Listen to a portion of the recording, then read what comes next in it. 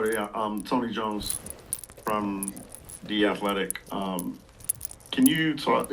Are you in a position to talk about your workout with the Jazz? What you thought when you were in the building, and what you saw at Salt Lake when you visited a few weeks ago? Yeah, I mean, it's really nice. Salt Lake is really nice, really easy to get around. The facilities are obviously top notch. I love the gym. I love their weight room. I love the fact they have, cold tub, hot tub, and, we get treatment every day, heal any injuries that need healing. And I think the workout is showing me big things. Obviously, I'm about to, get in better shape just because of the altitude. I know that plays a factor. Also, they show me, what I need to work on as far as my body goes and how to get better on the court. Found I need to work on more dynamic shooting. It's probably one of the biggest things in terms of shooting that I need to work on. And then, just getting in shape, getting ready to play an 82-game season, especially playing, half of them in altitude. So, but the workout went really well, and I enjoyed it.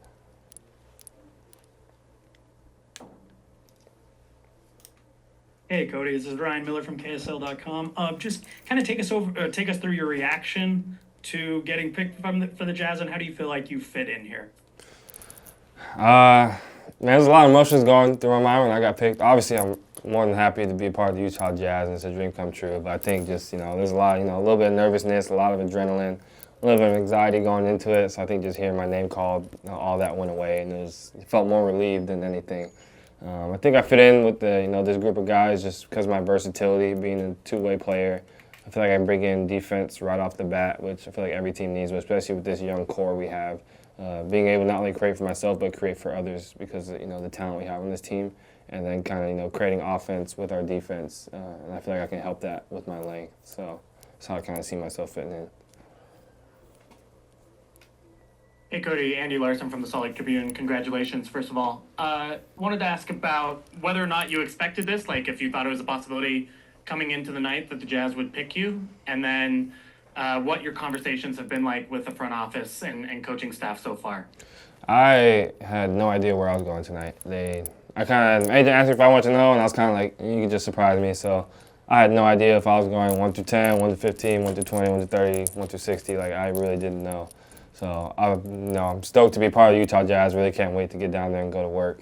I haven't really talked to the front office yet. No, I did just get drafted, but I talked to them during the workouts. Obviously, enjoyed their conversations. I love how their basketball mind works. But I think I'm gonna talk to them after this or sometime after this. But I haven't had the chance yet.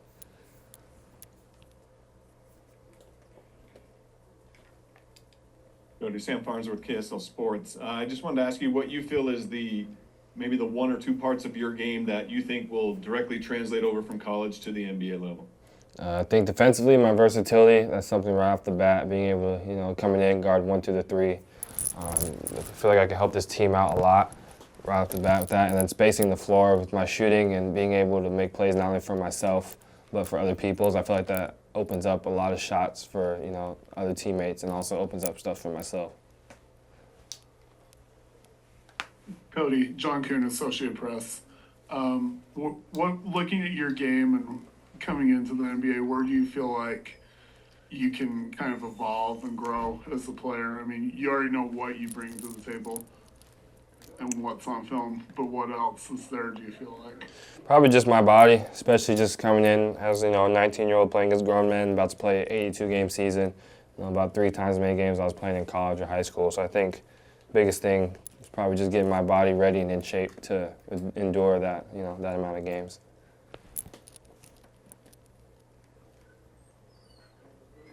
Hi, Cody. My name's Adam. I work for the CBS station here in Salt Lake City.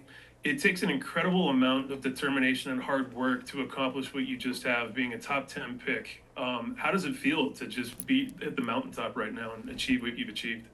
I mean, it's the greatest feeling in the world, really, especially when you work your whole life to get to this point, and especially when you land with such a great organization, and a place where obviously me and my agents talked about that it would be a great situation for me, a great scenario, and it's somewhere I can really help out the team in many facets. So, first thing is a dream come true. Feel relieved that I landed here, and also excited just to get down to Salt Lake City and start getting to a routine, start getting to a rhythm, working out, getting a consistent schedule, just because I've been flying around so much. Awesome. All right, Cody, we're going to open up some questions, one per outlet on here. So if anyone wants to go ahead and chime in, you feel free to ask your question and introduce yourself. Thank you. Cody, Jacob Toby from Denver. Congratulations. What does this mean? You know, you came to Colorado to play for Tad and for him to develop you and for this to all work out. What does the University of Colorado and Tad mean to you now that you got this thing done and you're a top 10 pick? Obviously, I chose that school for a reason because I believed in them, and made the right decision. I knew they would get me right. Not only to have success in college, but help me pursue my dream of being to the NBA and prepare me to do so. So. Obviously, you can see it worked out. I was able to be a top 10 pick, due to their help. So. Hi, Cody. Sarah Todd from the Deseret News. I'm wondering, is your brother there with you? And if not, or if so, have you talked to him and kind of what was his reaction? What did he say to you? Of course, yeah, he was. Of course, he's gonna be here for the draft. He's not gonna miss that. Yeah, he's in my room with me. I haven't talked to him yet. Like, I got my name called and I came straight here. But I'll talk to him. I'll probably talk to him about like an hour after I finish, this little media circuit. So.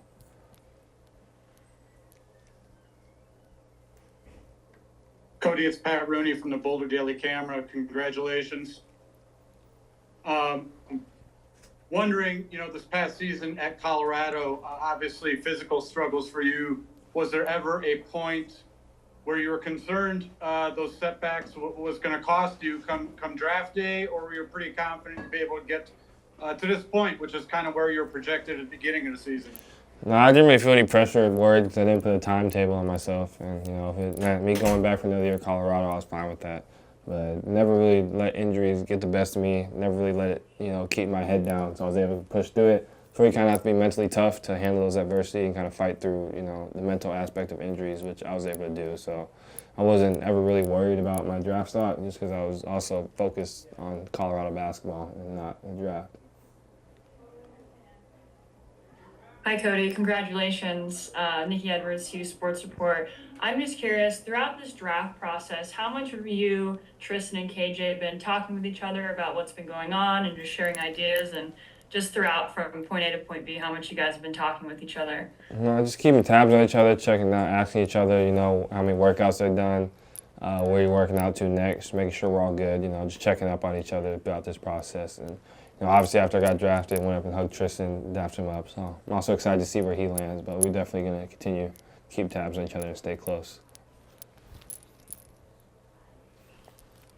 Hey, Cody, this is Tyler King with the Denver Gazette. Obviously, it's a big night for the program with you and Tristan in the green room. KJ's there in New York as well. I mean, how much pride do you take in being part of kind of this big night for the program? I think it's the first time ever that the program has had multiple first-round picks with you and Tristan, and KJ could be as well. I mean, could be a really big night for the program. No, most definitely. It just shows the hard work and the trust we have in the program and the hard work the program puts into developing its players. So I think really the results tonight will speak for itself.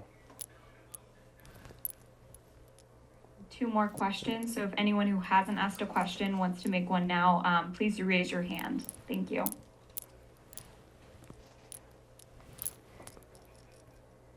Good.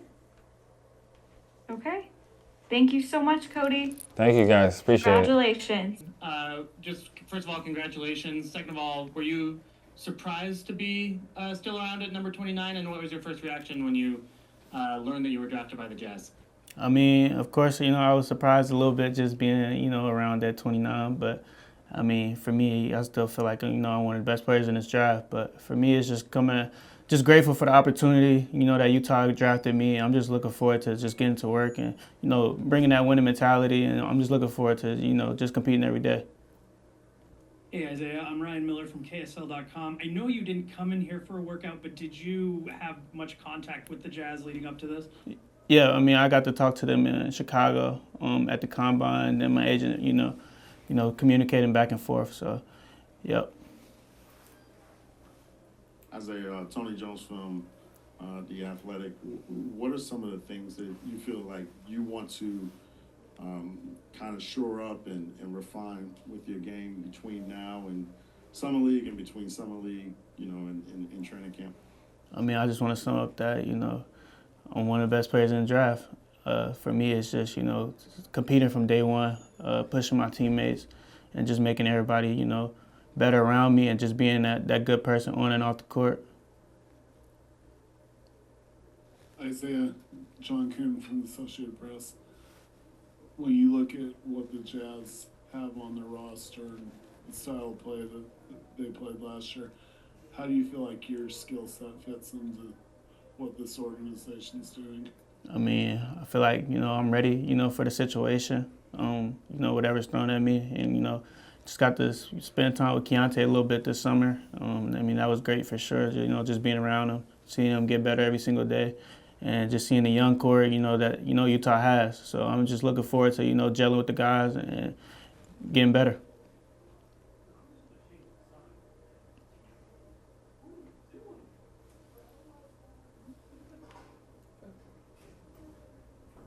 You mentioned working out with Keontae. What is your relationship like with him?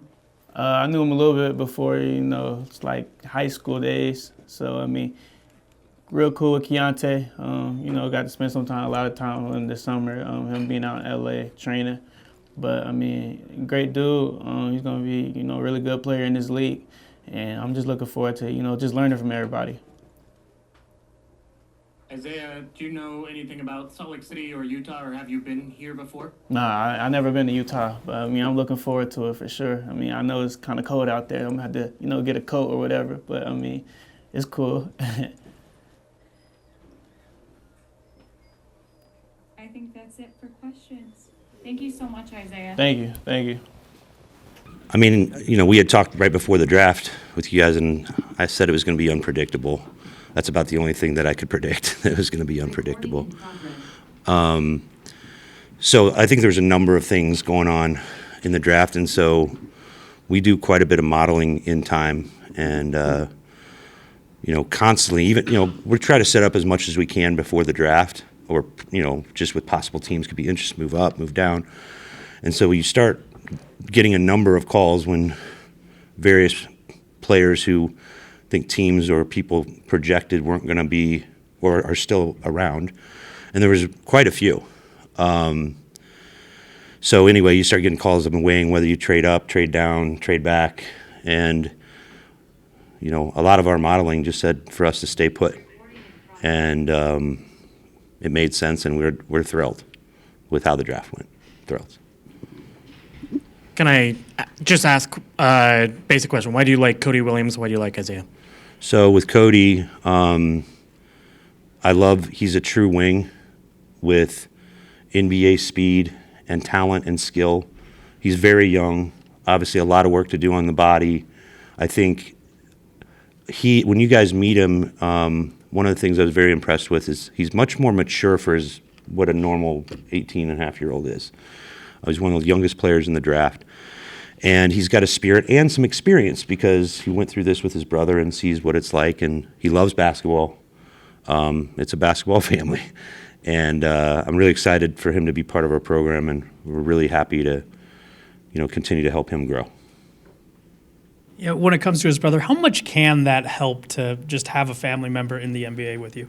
I think for the most part it's really beneficial because, you might ask, Keontae George, 365 days after he was drafted, and it's like, what have you learned? He hears that from his brother every day, like the first three years, like, I had to work harder. I thought I worked hard. I needed to work harder. The physical, the strength, the physicality you need to play in the league. A lot of people don't get that until it hits them straight in the face. And they're like, oh, wow, this is a different league. And so just having that perspective early and someone who is, in his family, a very hard worker and has experienced good early success, I think is a great example for him. They're going to be different. They're not the exact same player at all. But just being able to be around that, can continue to inspire and grow Cody's passion for the game. How do you help him avoid those comparisons, I guess, because those are obviously going to... he could get his last name changed, I guess, but, that's going to be inevitable, but his time in the league is going to be, and his reputation is going to be marked by what he does and how he grows and progresses, and that's how you make your own reputation. Both Cody and Isaiah are high RSCI guys who then, I don't know if you could say disappointed, but maybe a little bit in their college seasons. So what do you see from their high school games that maybe didn't translate in the college aspect that may translate with the Jazz or in their pro careers? Yeah, I think a couple different reasons. Like with Cody, you know, he came into a very mature team, an older team that played. And so I think a lot of times he would defer and try to figure out how to play with them. And so you learn a lot like that, how to play with others. You know, the high school stuff, you see the athletic talent and the skill and all those things that he did a very good job in high school. So I don't think that there was anything concerning that it wouldn't project. It's like you're trying to find context within college of why things were the way they were. But, you know, like I said a couple days ago, is like you're finding the positives, and there's a lot of positives with Cody and with Isaiah. I think with Isaiah, you know, he was a very prominent high school player, much like, you know, different players, but much like Keontae, and was dominating his competition. And, you know, at one point, the #1 player in high school on a big schedule. Going to USC, you know, the season obviously didn't go the way they all wanted. A lot of ups and downs. That, you know, he had an injury in the middle. I think he did start, you know, he learned how to play with his team. You know, had a bunch of turnovers early, though those improved in the last half of the season. He still has a great frame and speed and can get in the paint whenever he wants. Like, that's something that you usually can't teach. So are there things we need to continue to work on? Work on the pull-up, work on the shooting. I think he shoots it fine, you know, mechanically. I'm sure that our coaches will be able to do things, but the thing I think he also profiles is that I think he can be a very good guard defender with the body and you know, being able to see and read. I think that can be just as important defensively too. How do you see Isaiah's ability to pass the ball fitting in, you know, with the rest of the roster? As you know, our coach says, move the ball. He moves the ball. Having other guys that play that way, I think, only help the teammates and help Isaiah. I think Cody also he's the farthest thing from a selfish player. He likes to move the ball. He likes to connect with his teammates. You saw that in Colorado, whatever role he had to play. So having two guys that can connect with our group, I think is important. And they have physical profiles that I think have historically shown very good results in the NBA.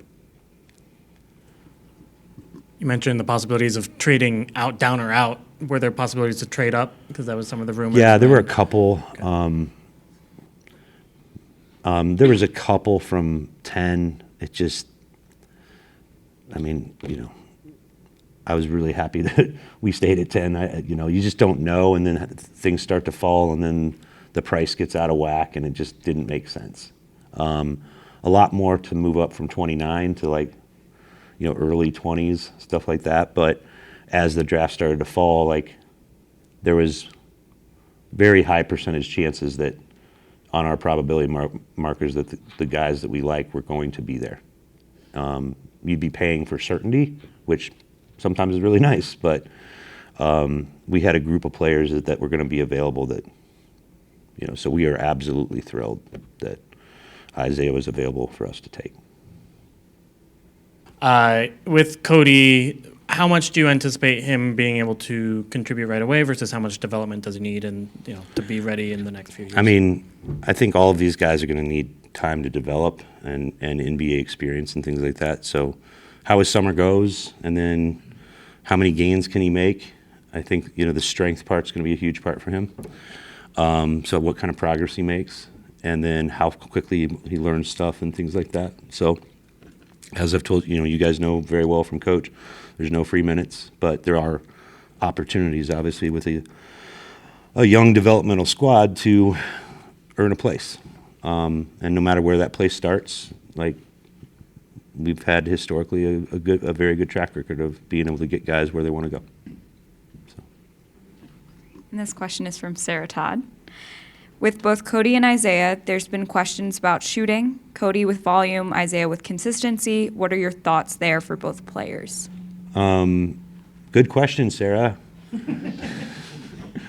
The volume, obviously, the way we play and, you know, his footwork and working on some of those things for him to be able to get it. He's certainly got the frame and the height to be able to, you know, become a volume deep shooter. It's one of the things that we'll work on. I think with Isaiah, you know, the part for,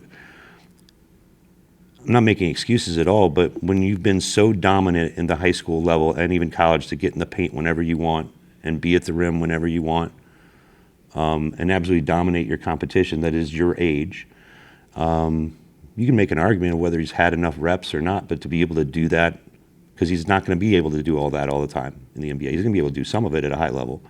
So having those other parts to his game, he's a very hard worker, and I think also he hasn't shown it as much because he's been so dominant that way. So all of them need work, but we're fine with the mechanics. Maybe we'll make some tweaks, but it's really his pace and his ability to see and his ability to, you know, make others better and be able to score for himself and create for himself is big qualities. Okay. Thank you. All good? Thanks, guys.